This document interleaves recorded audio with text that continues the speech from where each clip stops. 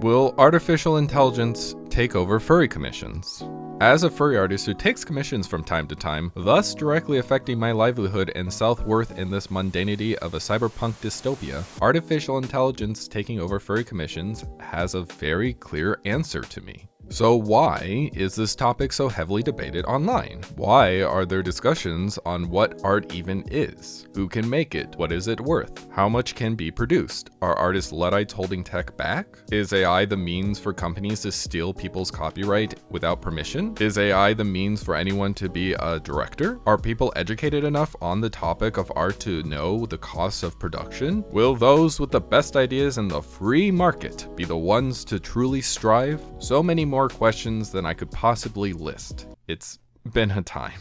Just stating a yes or a no answer to will AI take over furry commissions right now is ultimately a lie by omission or ignorance. We need to discuss some of the basics here before we even get to a real usable answer. Otherwise, you get whatever Twitter has been doing for these past months. We don't want to be promptists for goring that AI can write prompts too, artists spreading semi-misinformation as gospel, or the worst sin of all. Acting like AI not being able to draw hands isn't the most human outcome we could have seen an AI perform. Everyone is on the same page here. If you draw hands too well, internet denizens will be asking what is in your browser history, okay? Okay. Thus, we need to go inspect the foundation of this question. Let's begin with, what even is art? Art is a pretty loosey-goosey word, which is good. No culture can define what art should be, which is how we get a diverse range of works across time or even on the same block of a modern city. The movements through a space, the rush of emotions, the transfer of ideas, the tactics of completing a task. Sports, rituals, monuments, nature, fashion, politics, canvases stuck with oils, the absence of notes in a song. Art is viewing the expressions of humanity, its greatest feats, its worst failures, the quiet moments rendering away, works forged through loud struggles. We creatures see the end results of most works. Right now, you're listening to a ghost recording beamed into your machine as if that was always normal. Each part in said machine tells a story ranging from someone's mastery of skill to a bored worker selling yet another similar product. Everywhere around you is the mundane art you pass by without notice, because to you, it was never supposed to be art, not even magic.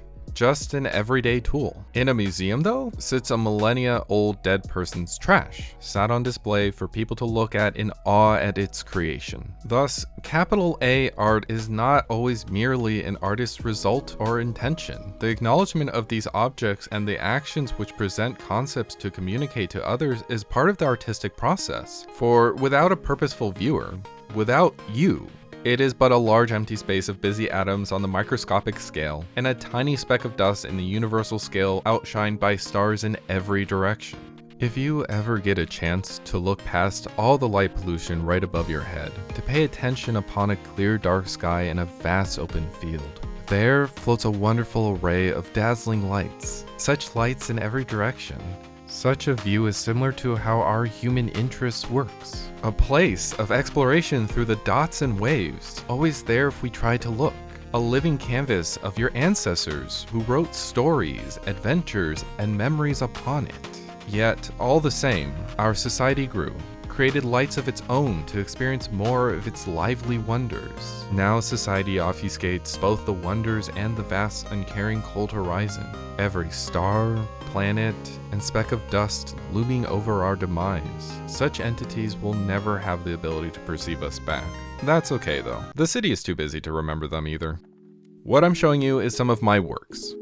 These other pictures are AI works from DALL-E 2. They may look similar at a glance, but the processes for getting here is different. Now, I won't get into the very nitty-gritty details of a computer. Subscribe to my channel to see a future video on that, cause art isn't the only thing I do or have done. For today, we can just think of computers as giant calculators. The hardware we attach to these calculators takes in some number and produces an output. This is how we get more complexity to our systems. Just adding 186 66, and 69 doesn't get us very far. Instead, let's say you want to see a picture. How do you get colors on a monitor? Well, white is set to 255, black is set to 0. By doing maths on the number range, we translate that range of pixels to show visible light. By turning those blocks of light to color, emitting light on an array in, say, a red, green, and blue pattern, each with its own range of 0 to 255, we create a picture with some clarity. By making the hardware and software better at calculating more complex equations, we can get really cool graphics that have more functionality to us, such as this. AI is this neat mathematical process, but instead of showing us fancy lit pixel arrays, it can analyze our voice for language pattern recognition and translation, help organize a dataset like shorts or TikToks a viewer wants to watch. And now,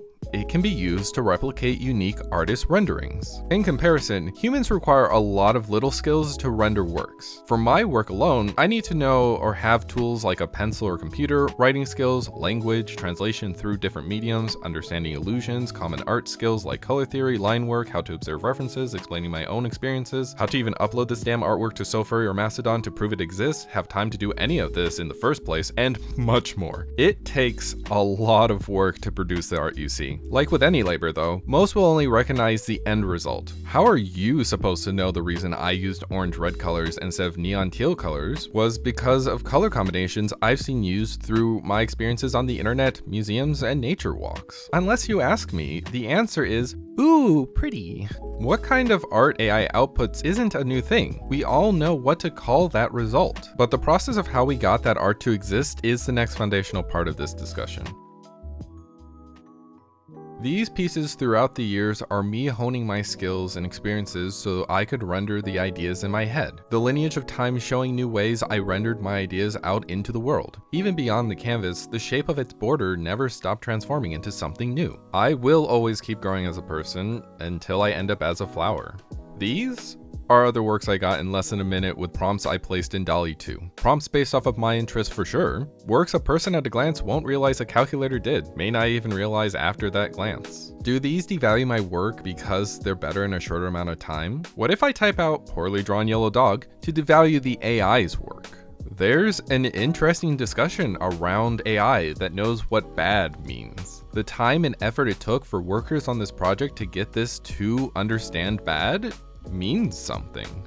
But if AI doesn't actually know the meaning as to why people draw anything in the first place, it has no glory or shame. It just replicates patterns fed into it. A hollow endeavor to many, not even able to break the bounds of a 1024 by 1024 square canvas, even as its subjects claw past its borders. Take this piece I made a while back in comparison. Sure, it's a better rendered yellow dog, but that matters very little to me. A young tycoon in the 90s gained access to a door, a teal blue Game Boy Color, an amazing machine created for the sole purpose of entertainment. Little Koor held that in his hands, squinting at a screen that was forever dim. Backlights weren't always a thing like your youngins' phones. You required a fair amount of light to play such wonders. RPGs like Pokemon were cool cause you could partially play the game from sound alone. However, Little Koor also lived in Florida, which if you've ever been there, you'll realize it's constantly bright as shit. So the screen would also glare into my face if there was too much light. Thus, I appreciated the amber lights at night, the dim rooms that slowly faded into darkness. One of my favorite spots was next to an ancient lamp, resting on the couch's arm, which mirrored my cat on their armchair. I'd look up periodically to see them peeking out the shades towards the lanai's sliding glass window. Without that memory, such a work like this would mean very little beyond the technical. But if you are a kid who grew up in that era, you may feel a similar joy as I do right now. Even if I drew this better or worse, that connection is something you'll feel because our histories are connected. We can say humans are different from AI for we create special works, but that understanding of a story connection hinges on the idea that others lived similar lives. We wonder how a machine finds patterns to replicate our works as we ourselves are created and derived from patterns. Artists grew up copying others, sometimes without knowing it. Everyone does this for all their skills, in fact. Thus, viewing physical labor as the only labor that can be automated is humans thinking their minds are beyond nature. Humans are a part of nature. Other creatures and entities are allowed to have our abilities too, even if the way they gain those abilities aren't the same. That doesn't diminish humanity's achievements.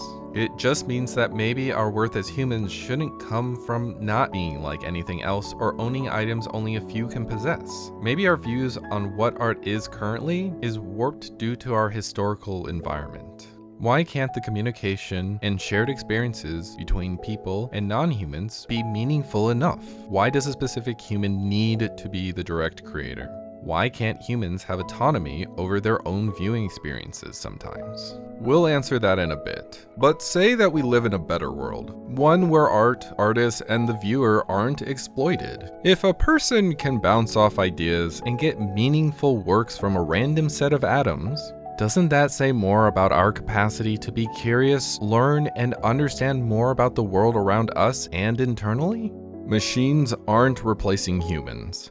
They're only copying tasks, a futuristic dream humanity has been wishing for. To have the choice to relax or to work. Humans are different from machines because they aren't cold calculating task managers or tools for others. Our personal interactions with our world are meaningful. Our chores are forced, so we survive against a hostile world. A lot of technology has been created specifically so that we can be lazy or so that we can put our priorities into other places that we want them to be. What we're forced to do and what we want to is such an old question people seem to forget. We have stories that already answer these dilemmas, even modern ones, such as everything that lives is designed to end.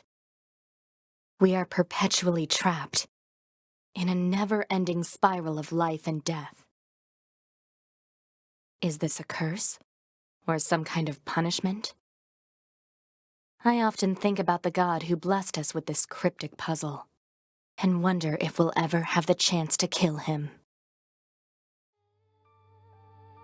Nier Automata is a game about automatons' only job being to save Earth from evil alien robots. Its cutscenes have been watched by thousands, its music listened to millions of times. The game itself is a literal copy of files copied onto a server to distribute a copy to your computer. It's the final product. It's the exact same game for everyone who gets it. And yet, anyone you talk to about Nier will tell you their own personal experiences. There's one scene late into the game I will always remember. Now, this dumb weeb game with a stereotypical anime hot girl and silly insert character had locked and torn into my feelings so closely for days. Until eventually, I snapped. I sobbed and sobbed and sobbed. The screen lay still as I try to process what others have learned too. The same spot others had broken down and cried at as well. Does it matter if everyone else saw the same thing, wept the same way, left the inputs untouched for the same amount of time? If I was the one who grew from that moment with it, and will continually engage with my moment in the future, where I told others how its themes of humanity against machines made me better. Humans created that scene. But what if they hadn't? Would that make my feelings invalid? My growth nonsensical? For years I've begged everyone to play all of Nier Automata because it's such a silly game made by this.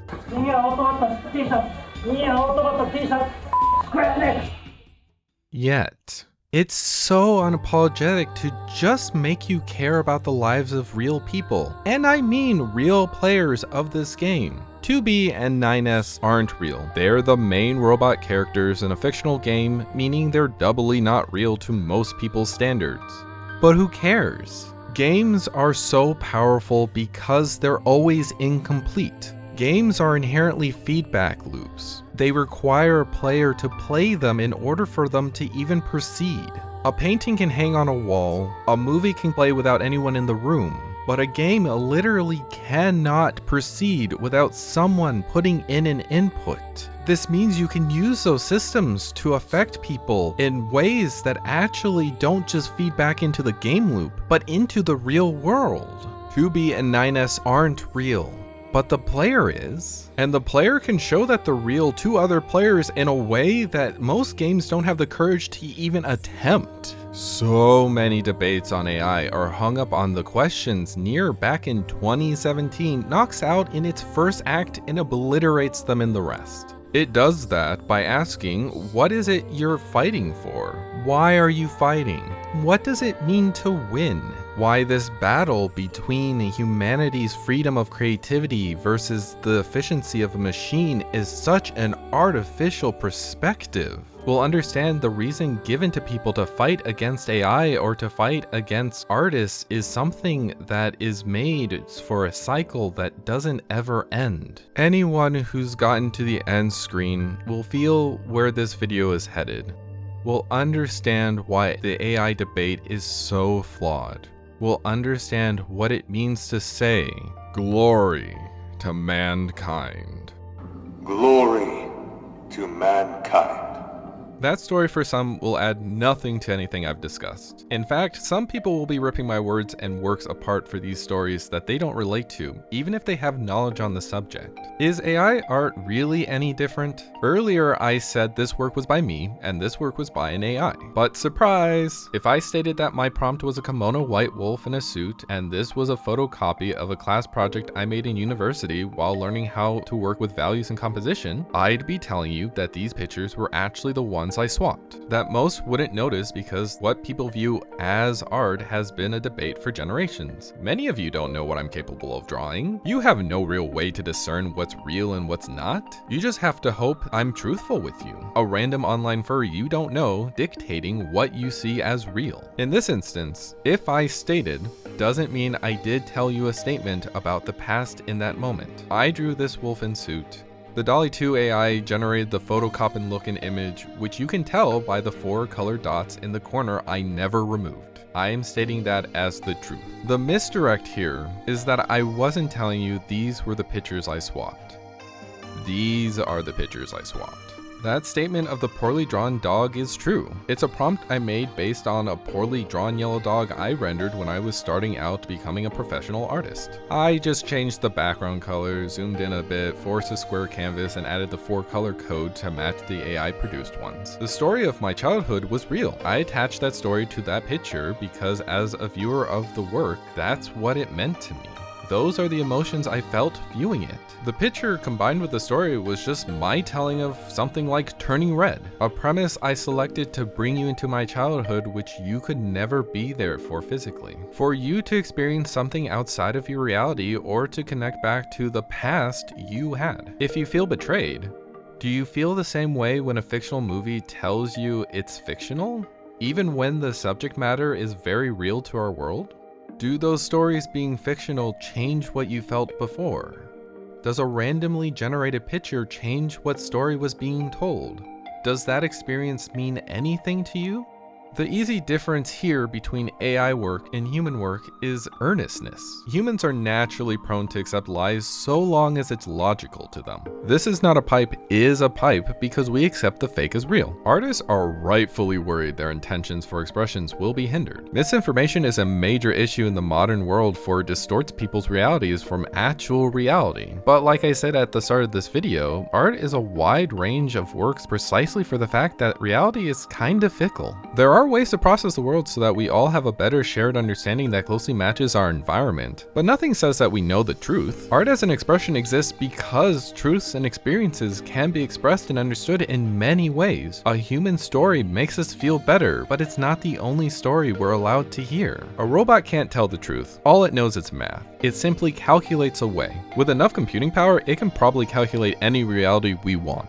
Humans also can't tell the truth. All they know is what their brain juices lets them, mostly based on their environment. I speak English to you right now because that's what I grew up with, but it's not even English, it's USA English, and even then it comes from Florida, and even then it comes from a specific part of Florida where a small Koor watched television with dialects from all around the USA. My childhood memory doesn't connect with everyone because many in our world weren't allowed that opportunity in the first place. Heck, without AI translations today between learning different languages, many around the world would never be able to read this video because there's not enough people to translate every video on YouTube. Even then, languages aren't one-to-one. Meanings will be lost depending on how anyone translates my words. Art, language, any part of life is made up of these small weird quirks, ones people don't think about. What is a dragon but a reference to a spicy lizard in your area? Why is taking inspiration from a copy of a manga of Dragon Ball Z a human skill, but a robot gaining the ability to replicate Dragon Ball to generate something new is theft? In our present day, with ads all about, news media that controls our narratives as much as a random Twitter user does, augmented reality and simulated worlds becoming more common, it's fitting we come closer to creating processes that could not only make us experience different realities on a broad scale, but destroy how we even base our truths upon, to go beyond what humanity may actually be ready for. Can humanity even survive this? Can you say you're above these changes when your brain is just as human as any other? I can, for I'm a tycoon. Not like you weird fleshy humans. I have a fluffy barrier. But let's say that the voice you're hearing comes from a human. We're furries, we can pretend. For centuries, humans thought chess was a human strategy skill. Sure, it was a game, but people knew that a machine couldn't beat them, that there will always be a divide in those who can and those who cannot. Humans were intelligent beings, machines were lesser, that this hierarchy is always inevitable. Humans seem to keep hopping on this, I'm special and unique, thus nothing else in the universe can match me and I will gatekeep what entities/people are allowed to personally do, thought train. Then they get blindsided when they're proven wrong. This happens even when the starting logic doesn't make any sense. Even when it doesn't make any sense at the time of its popular belief and implementation. We are not divorced from history. Our lives are just history scholars haven't had a chance to write an obscure book about yet. We have past books, we have collections of them in libraries, we have tales of a well-known grand battle for what it meant to be human not that long ago.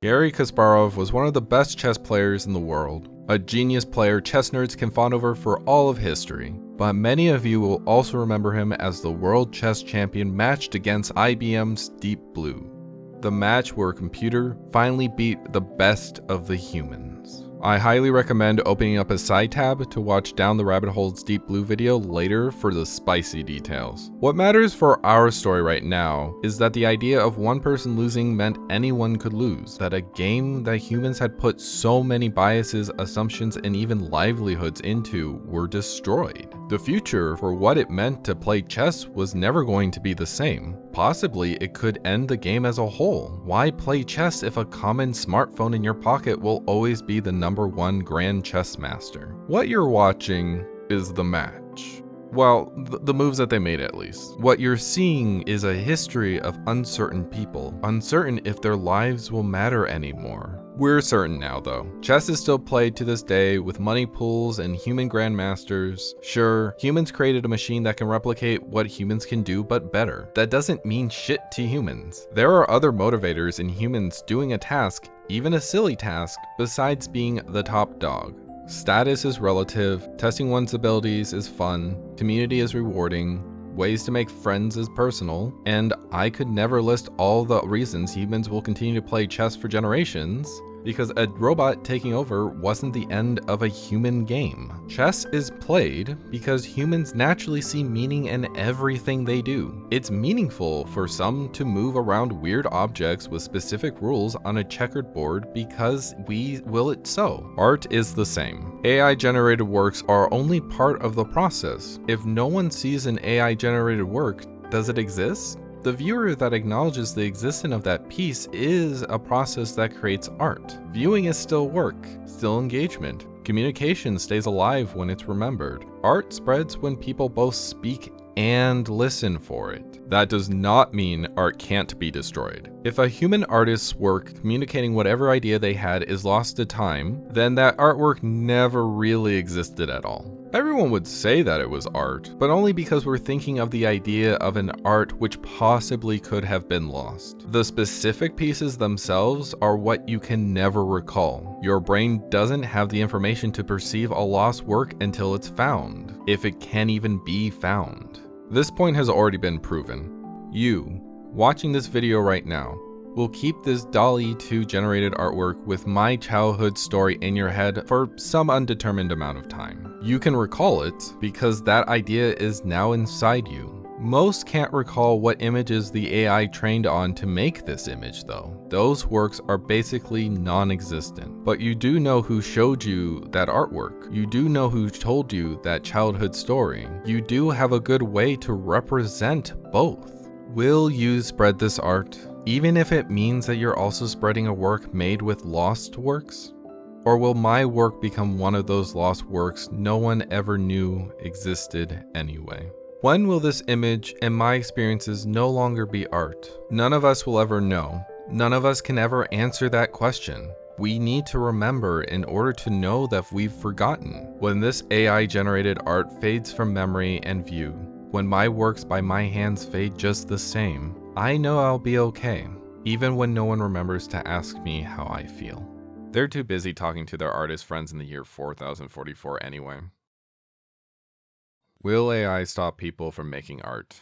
No. This even being a question on Twitter is silly on its surface, but leads to a deeper question that isn't spoken about well, because most people don't have the language to discuss a problem so often obfuscated on purpose. Even though a subsection of humans have been screaming about this for a very, very, very long time. It's easy to hide other paths when you're passionate with one goal, glory to mankind and all that. AI will not stop anyone from drawing. Humans don't stop doing things because they're outdated. Popularity for certain activities varies, sure. Furry fandom species can show you that real quick, you gray muzzle huskies and zoomy horned creatures. But people still make it their life's work to do tasks of humans past, so long as it is remembered in some form. This is why crediting the creator of a work is so heavily pushed for. This video title isn't "Can AI make art?" As I've demonstrated, it can. The title is "Will AI take over furry art commissions?" The answer is a clear and simple probably. Mega corporation burger chains do not make everyone go, "Oh no, I can't make a burger at my house anymore." People do say, "Oh no, mega corporation burger forced my favorite burger place out of business." Many furry artists you see today in our current system will probably not be around. Either time will have taken them or they'll have moved on to something else. Furry commissions sold will go to the most popular human furry artists already known.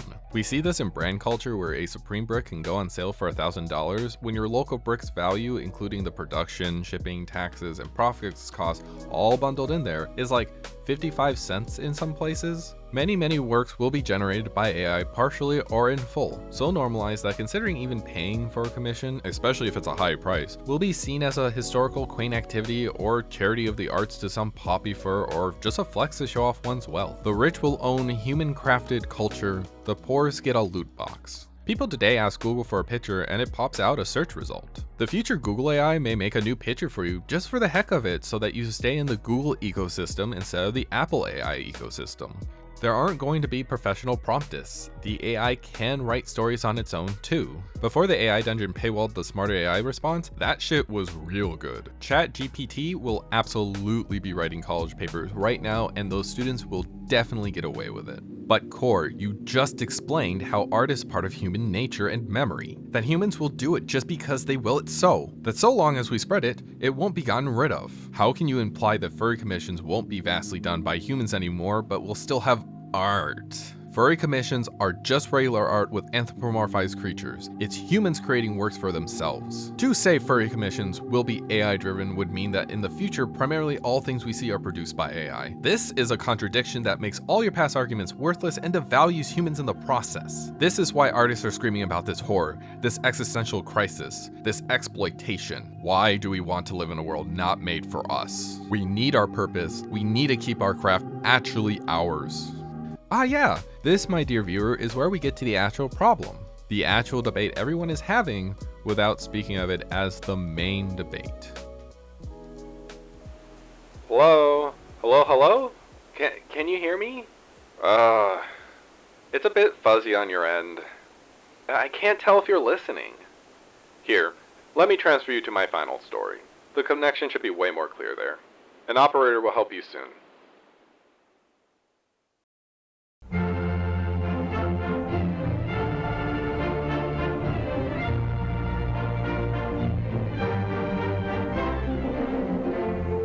Long distance.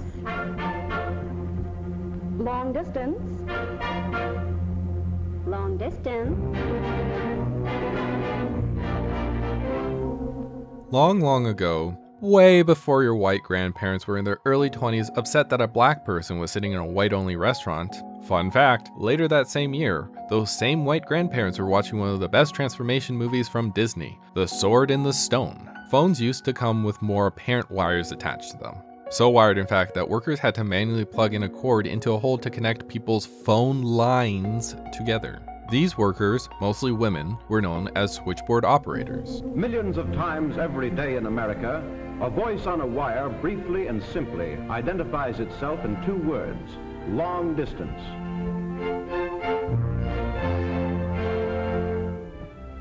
And so did builders, engineers, and scientists give new meaning to a word that once meant months, but now means seconds. That once meant isolation, but now means unity. To that arresting and significant word, transcontinental.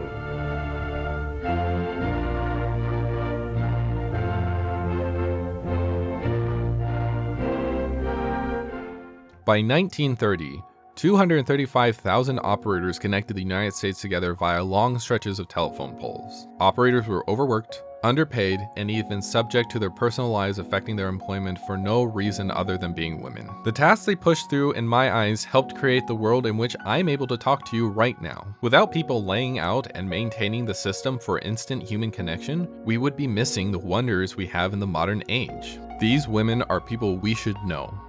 Because we're just about the most important people here in the telephone company. Our girls must be accurate and very careful because of the importance of what they handle. First, we must figure out the cost of the call on the ticket. This girl's work must be legible and accurate. Then all the tickets must be sorted in order for this girl to do her work.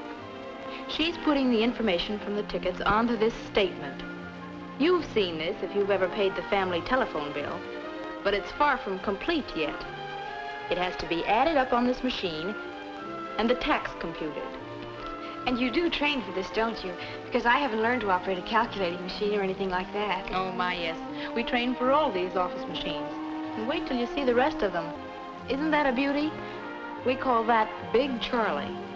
You know what it does? Takes the bill, puts it in the envelope, seals the envelope, and stamps it. It doesn't take it and run over to the post office with it yet, but we're working on that now. However, by 1940, there was less than 200,000 operators. Why?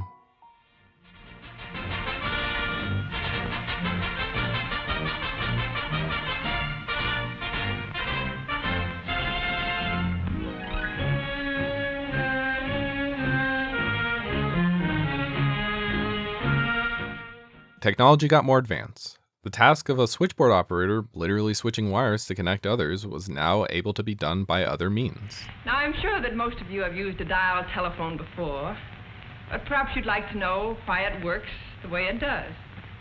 We'll use this equipment over here to demonstrate. As you can see, this big dial looks like the one you have on your new telephone. Suppose you've got a number you want to call. What's the first thing you do? Take up your receiver and listen for the dial tone. Here's how it sounds. The dial tone is the equipment's way of telling you that it's ready to put through your call. As Mr. Johnson pointed out, it's the same as an operator saying, "Number, please." If you don't hear the dial tone within a reasonable time, hang up, wait a few seconds, and then try again. As soon as you hear the dial tone, you're ready to dial the number you want. But before we do that, let's examine the dial itself for a moment. When you operate the dial, bringing it around to the finger stop and then release it, an electrical code message is sent to the automatic equipment in the central office. You'll get some idea of what happens over at the central office if you'll think of these columns of lights as representing the central office dial equipment. For example, if the first number you dial is 5, a 5 signal is received at the central office.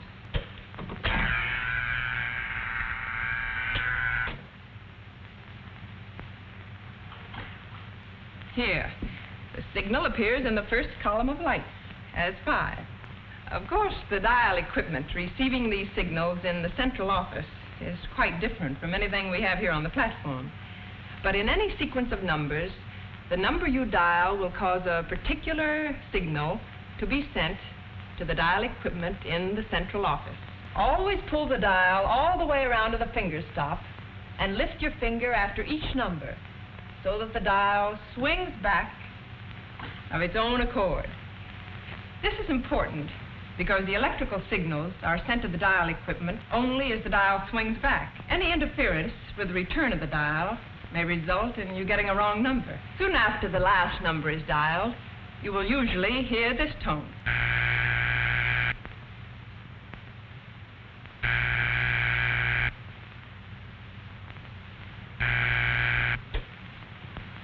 That's the ringing signal. It tells you that the telephone at the number you called is ringing. The party at this number will hear a clear, evenly spaced ring that sounds like this.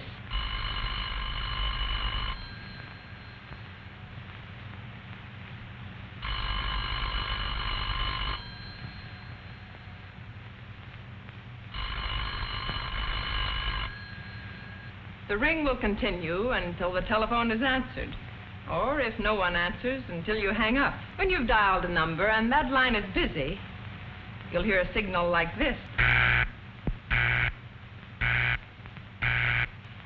When you raise your telephone and listen for the dial tone, but discover someone else talking on the line, hang up and try again after you've waited a reasonable time. This is similar to the system I grew up with. More digital, but still, phones basically worked like this. Ask a kid Koor who an operator was, and I wouldn't have thought about a switchboard location, but a representative you talk to when a robot fails.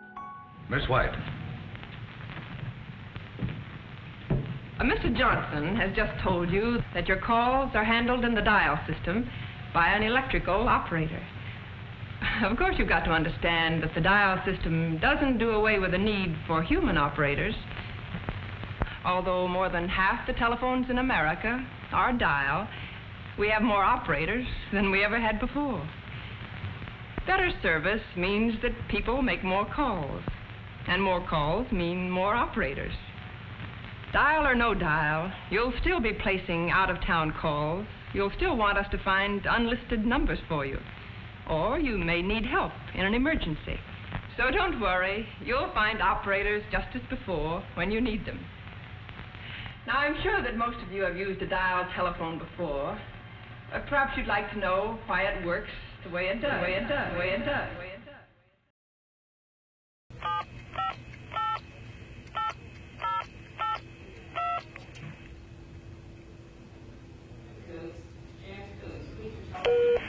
This is AT&T. Please say, select calling card, third number, person to person, or operator, now. Collect call. Third number. Third number. Person to person, operator. Correct. It took going to a museum to learn these workers existed. Quite frankly, when I learned about this history, like many others listening right now, I still preferred the new system and saw the manual switchboard obsolescence as a good thing for everyone. Do you prefer a live operator or a voice-activated response system? I have no real preference. No real preference. No. Fine.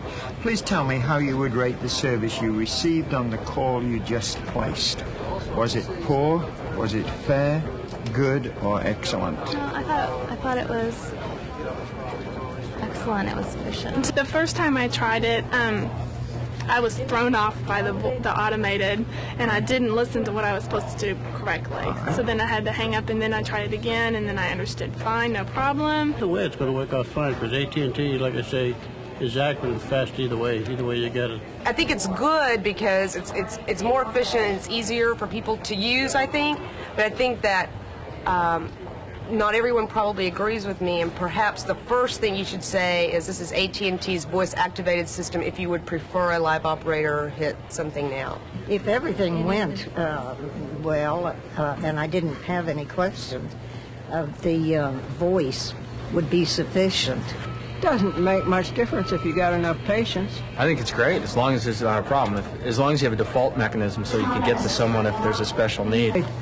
I don't think it makes any difference as long as I get the service and get what I want. What about the operators? In the early 1990s, these films by David Hoffman were being produced for AT&T employees to address the change for operators. I recommend watching them. These luckily give us a window to see how they felt. I'll start off and say that we, John and Jack and I are here to visit with you about VRCP because Longview has the unique distinction of having spent, 90 days or so feeling it, dealing with customers who are dealing with it, and sitting in the lounge and talking about it. And so you have more a feel for it than anybody else in the country. What did you think about what customers said? What did you think about it personally? It's not a real person.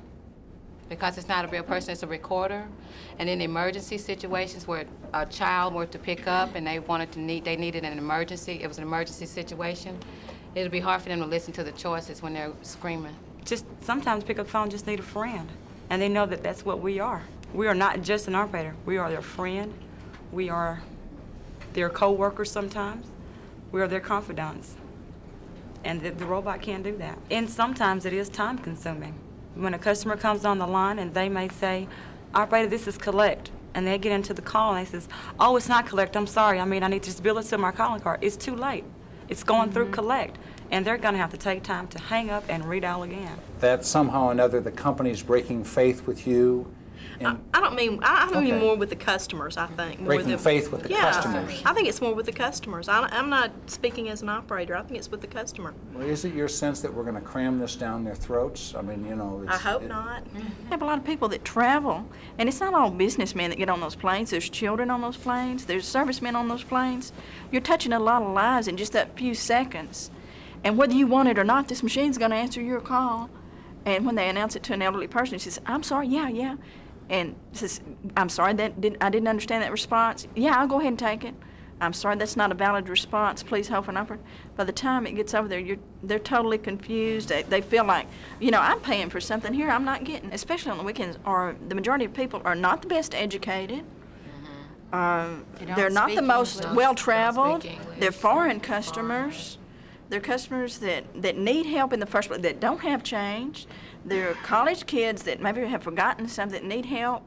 And you've got to be there, and if you're not, you're going to lose like a bulk of just like, I'm going to rip your heart out and you're going to take it, because, you have no other choice. You're in that position at that time, and you have to do this or you won't get your call. They would go to MCI or to Sprint because they tell you there, thank you for being there. You've made my life a better place. And there's no way that the machine could replace us. If they did, AT&T would probably go out of the long-distance business. They'd lose their customers. I'm from a long line of telephone company. My mom and Ann have all retired from the phone company. I was raised phone company. That's all I know. And in my heart, I just don't believe you can ever replace me. You just can't do it, not with a machine or with anybody else. Because I'm good at what I do, and so are my operators in there with me. And this machine, it just has no place. No matter what options it gives your customers, there's always somebody out there that says, thank God I've reached an AT&T operator.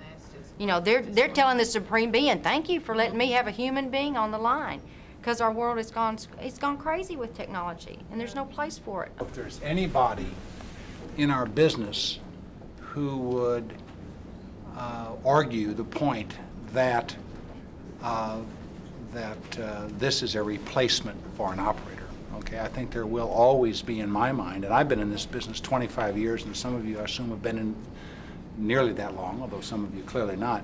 From the 25 years that I've been in this business, it's been one constant technology innovation after another. So I don't know if anybody, I certainly am not going to argue with you or dispute the fact that it will replace a live person. I think there will always be, in my mind, a role for the operator in our business. In 2021, around 75,000 are telephone or switchboard operators with answering services. By 2029, it is predicted there will be 20% less of those workers.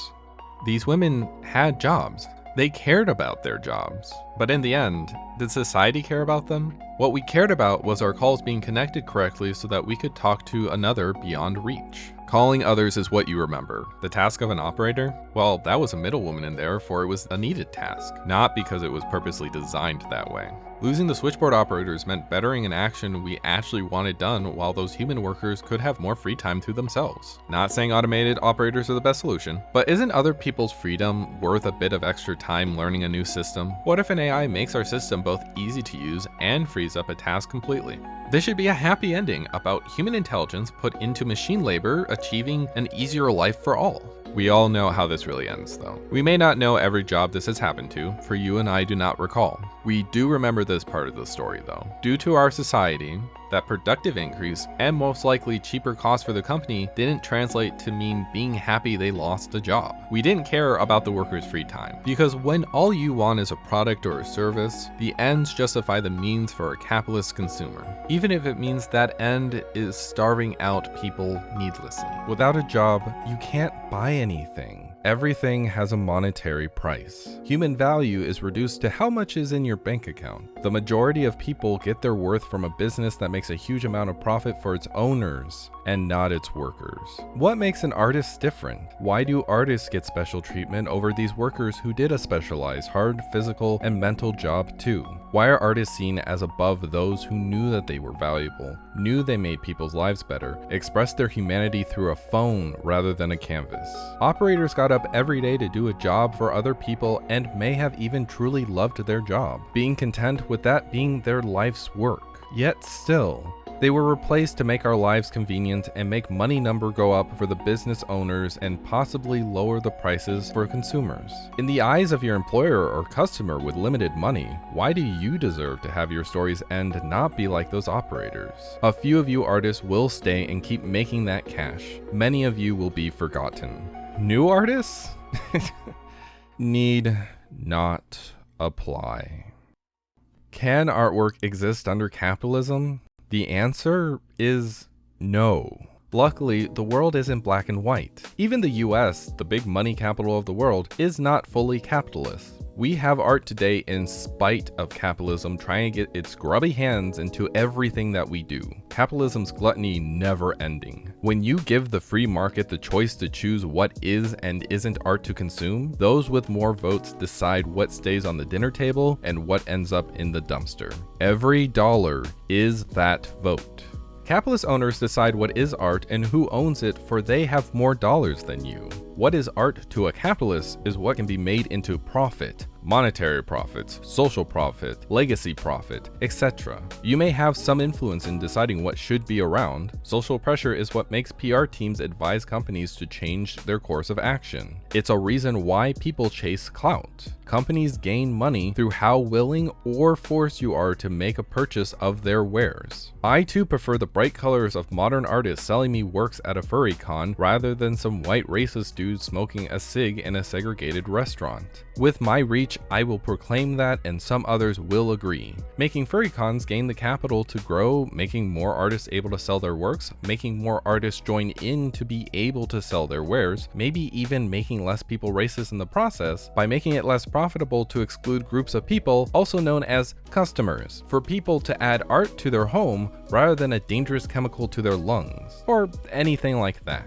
But people in this fandom who want to buy an item, like a fursuit, still can't afford it, so our vote only goes so far. The major drivers of our economy voting on our lives are way disconnected from most of us. A Pepsi or Coke logo is art, but we don't really view it as art. It's a symbol for a commodity. It tells us what we're buying, where to buy it, and why to buy it. The craftsmanship in these works, the conveyance of information, the meaning of their constructions, even the names of those workers who created it are passed over without thought every time you walk through a store. The idea that art is a hobby and people should get a real job comes from the fact that most people's interaction with artwork is just a product to be sold to them, or is limited to a specific place like a hashtag on social media or a museum's walls. Modern and past art needs a function first and foremost to these people, a function that can't allow for true human introspection. A stop sign is art, but we just see it as a means to stop movement. The US flag is art, but we just see it as a way to represent government buildings or nationalism. The design of your city is art, but we just see it as background noise for our drive to work or a store. The walls of your room is art, but we just see it as a space to fill up with items we've bought. Your toilet, the design of it, the work it took to get there, the lives it has saved, the context of its engineering in our society is art. But you literally shit on it every day as the YouTube TikTok viewing seat. The idea that AI will kill art is silly. AI will just speed up the process for everyone to view works by humans as disposable tools for profit. That's how you can get weird gurus who say, slow down and take a second to reevaluate your work-life balance. You should be working smarter, not harder. Do what you love to get that fulfillment and happiness in your soul. And they somehow get away with that, saying that that's profound. It's not profound. There is no work-life balance. Your life does not start on the weekends and end on Monday.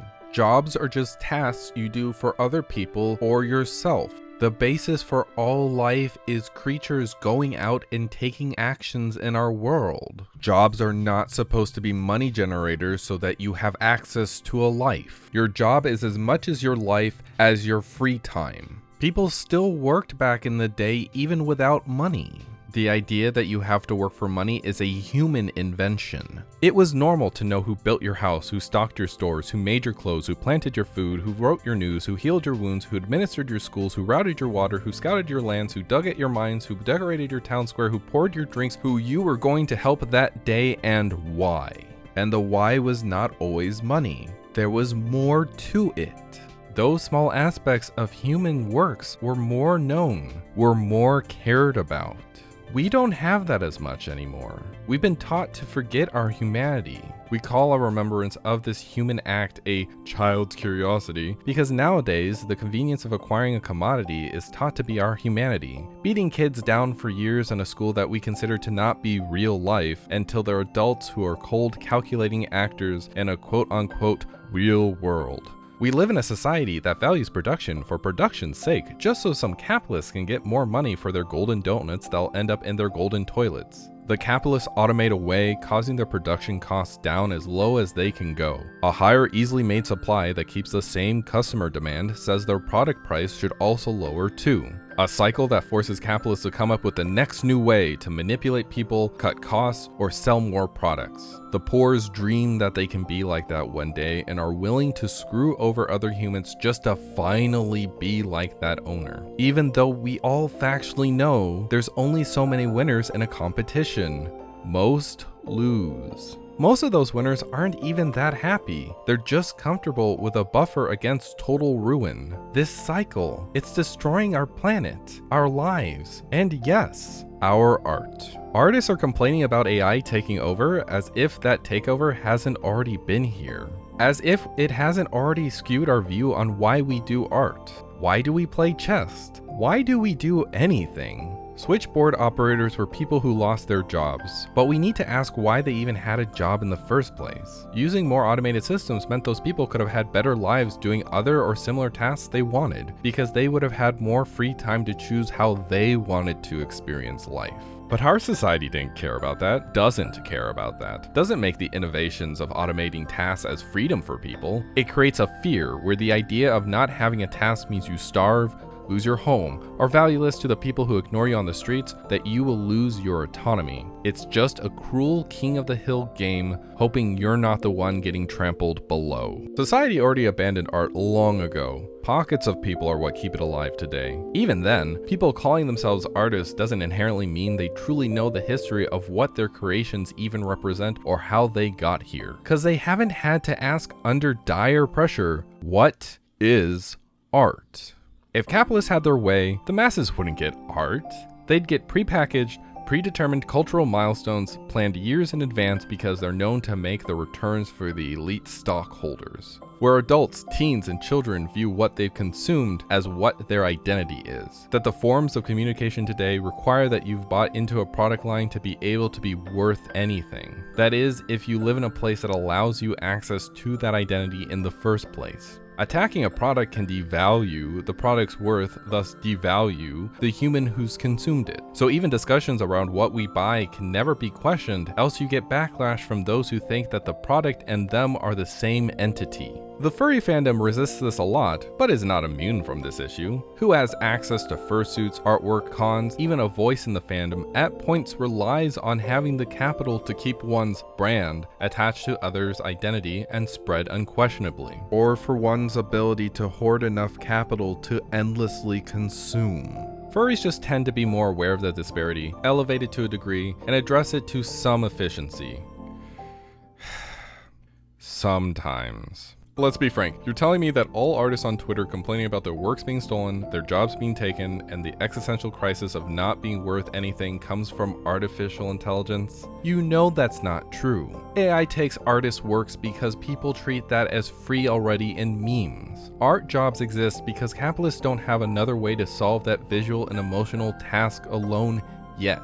Once they have an automated solution though, such as these currently toddler stage AIs, your job is gone or severely reduced. In this system, you weren't valuable to others in the first place. Your task was valuable. Your labor, your emotions, your experiences, your ideas became just as much of a commodity as a 99-cent loaf of bread. The existential crisis of artists isn't coming from a future where there's a lack of human art and an overabundance of generated art. It comes from the realization that not even our humanity mattered in this system. That the war for subjugating other people for valuable resources, so a smaller group could wall off said valuable resources for only themselves, came back home to roost long before your birth. Should we even have furry commissions in the first place? Maybe. Just maybe. We could create anthropomorphic works just because we wanted to. Instead of being commanded to draw an order, what if we make the furry fandom about rendering characters that we love? To see people happy about their creations coming to life, giving voices to people who don't always get heard. Do we really want furry commissions? Many artists tend to want to draw even without the money. Asking someone for art doesn't result in anything many times because artists don't have the time or stability to do so. With stable free time, the idea of asking an artist to draw something would be to convince them of your cool ideas. The furry fandom already does this, such as furries at cons going, "Hey, I have a sketchbook, would you like to draw on it?"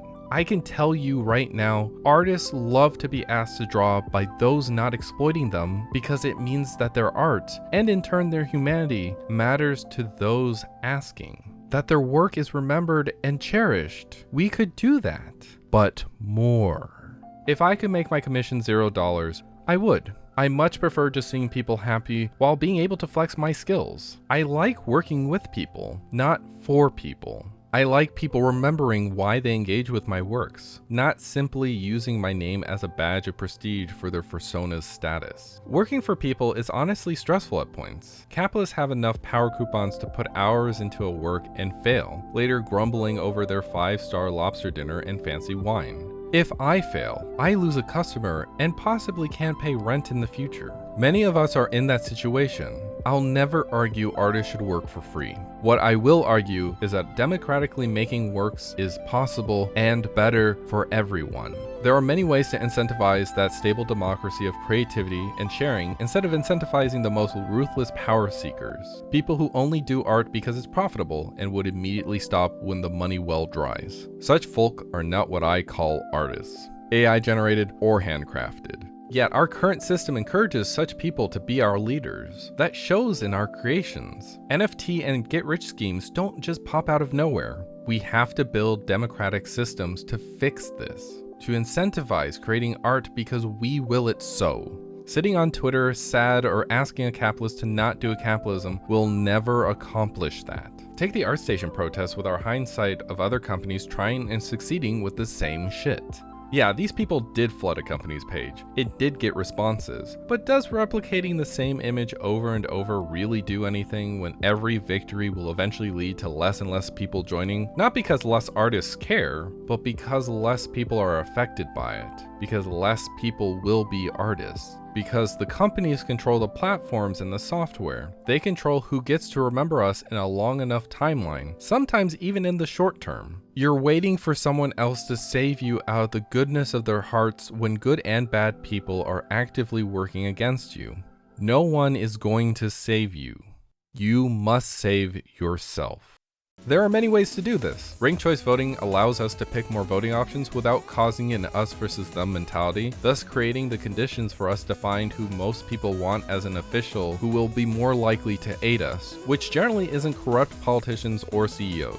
Workers electing their bosses by owning a stake in the business means bosses aren't against workers, but are just the person designated to figure out particular workloads for the day. Such bosses could step down or be forced to step down if all the workers aren't happy with the direction of how things are going, and workers have more incentives to make the business better. Collective action is partly why unions and mutual aid groups are so powerful, by the way. Furries could stabilize each other, maybe through an open furry cooperative or mutual aid network, so furries can more easily trade their works, meaning there's less stress in performing and more focus on doing the works themselves, training skills, and informational advocacy that makes people's lives better. In return, making the viewers of other fields emotionally or informationally better to go out into the world to complete tasks we need done.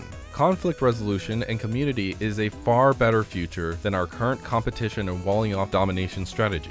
We can have human-centric systems alongside AI. We can have a fandom that has AI for people to create wonderful works that we all enjoy, knowing our work helped further build the foundations that our ancestors started building for us long ago. Help people learn from the dead and living artists. Help people with disabilities create easier. Help anyone create whatever they damn well please. Allowing the process of creation and expression to be one we choose to engage with how we want to. Allow our efforts to be community efforts that gives everyone a choice, rather than individual achievements of hardship we expect others to grind through. We can live in a world that meets the people's well-being rather than filling up people's wallets or clout meter. Capitalists are deciding for us that we shouldn't have that. That you should be fine with someone like Elon Musk buying the People's Town Square, Bill Gates influencing how vaccines should be handled, Jeff Bezos deciding which businesses should live or die. Many are going along with this thinking that this is the only choice we have, that art is just a product to own, and that you just happen to be the one shaming AI in a battle of illusions against the single issue that'll save artists this time. Blaming AI is a misdirection. AI exists. It will be researched. It's far too useful of a tool and too easy of a process for it to not take over tasks. Which is fine. The world is better off when forced tasks are gone, including the need to create artwork in a specific way. Sharing is caring, actually. People are then free to do as they please with the years they have to live. What will help is by working to ensure that the levers of power are controlled by you, your neighbor, the people a city down, people in other countries, maybe people beyond the stars. We should decide our future, and our kin should be able to decide theirs.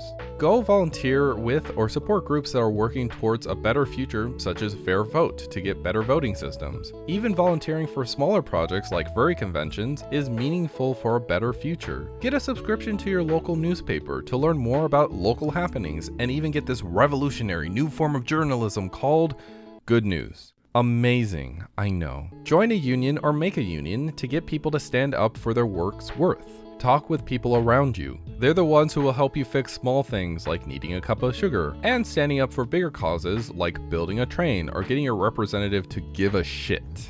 Check out my Poppy Fur video when it comes out to see how a bunch of people talking to you correctly is very effective. Explain your interests and show people why they matter. Show people who actually make the works we all love and explain why they matter. Explain to people why they matter to you and why them sitting around letting the world happen to them is a tragedy put onto them by capitalists. Capitalists just want you and your money to be yet another expendable prop in their high-priced vanity opera of life. Your time and money that could have been housing for the houseless, food for the starving, medicine for the ill, and education for all. The current AI arguments will not save anyone, will not keep the fandom alive, will not save your art, will not make you feel better. What saves people? What actually keeps the furry fandom alive? What saves our art? What makes us all feel better is when the problems are actually solved so that we can get on with our days as we see fit. Let's make life fair. Let's remember why we share. Let's remember why we care. I am motivated to make AI taking over commissions to be a happy day. People taking 2 seconds to create every masterpiece I ever could dream of will be fine. I will still draw one of those masterpieces for a friend or stranger I care about anyway. How about you?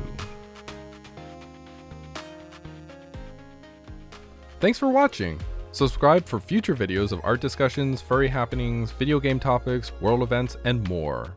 If you agree with anything in this video, go support a ranked choice advocacy group, local news, unions, and similar actions. Give this video a like before you do all that though. I've been working on this video for many months, which is why I'm 3D now. You can help support my upcoming videos by watching my I'm Back video. Or you could support me monetarily like these lovely patrons scrolling by here. With that support, you can watch the new videos I've been making on the side during these long production times for complex topics, so that in the future when I do work on similar projects, I can release these videos so that I don't seem like I've disappeared for months. Patrons get to view these cute videos way earlier and get their names in the credits. Go to patreon.com/purekoor for all the details.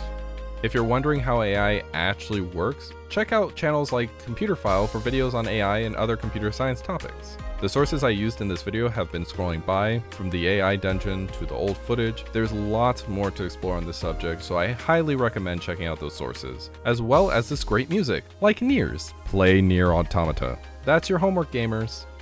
If you're not a gamer, watch Everything Everywhere All at Once. It's not the same experience, but it has a good message that's similar to the ultimate goal that I'm aiming for here. Again, thank you so much for watching. Keep your art earnest, intelligent, and pure. Until next time, everyone. Can I give you a bunch of ooh-woos and you can scatter them throughout? Ooh-woo, ooh-woo, ooh-woo, ooh-woo, ooh-woo, ooh-woo, oh-whoa, ooh-woo, ooh-woo. You could train an AI on just ooh-woos.